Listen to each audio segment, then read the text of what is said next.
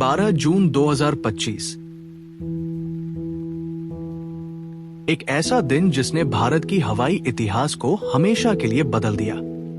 एक साधारण सी अंतर्राष्ट्रीय उड़ान जो अहमदाबाद से लंदन जा रही थी, कुछ ही मिनटों में तबाह हो गई। ये कहानी है एयर इंडिया फ्लाइट AI 171 की। एक ऐसी उड़ान जो आसमान में नहीं बल्कि जमीन पर अपनी आखिरी सांसों के साथ खत्म हुई। फ्लाइट AI 171 एक बोइंग 787 से 8 ड्रीमलाइनर थी।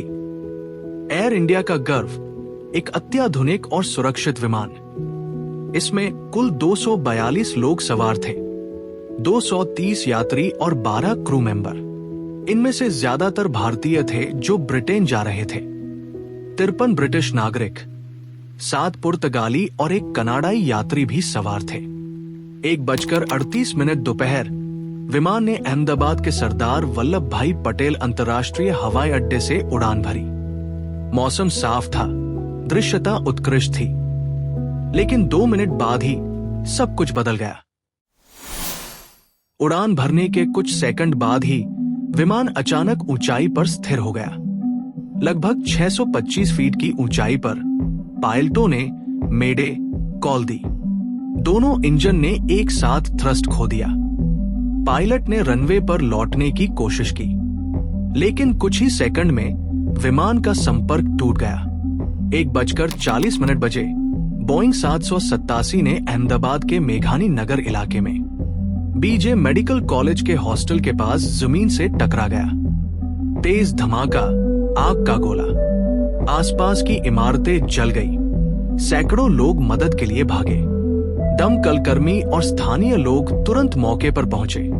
घायल लोगों को निकालने के लिए राहत कार्य घंटों चला, लेकिन हादसा इतना भीषण था कि 241 लोगों की मौके पर ही मौत हो गई। केवल एक व्यक्ति जिंदा बचा, एक ब्रिटिश नागरिक, भारतीय मूल का युवक, जो सीट नंबर 11 पर बैठा था। वो विमान से कुछ मीटर दूर जा गिरा, गंभीर रूप से घायल हुआ, लेकिन जीवित बच गया। जमीन पर भी कई लोग घायल हुए। कई इमारतें मलबे में तब्दील हो गई। भारत की aircraft accident investigation bureau AIB ने जांच शुरू की। साथ ही बोइंग और अमेरिका की NTSB टीम भी शामिल हुई। 28 घंटे बाद ब्लैक बॉक्स मिल गया। डेटा देखकर जांचकर्ताओं को हैरानी हुई।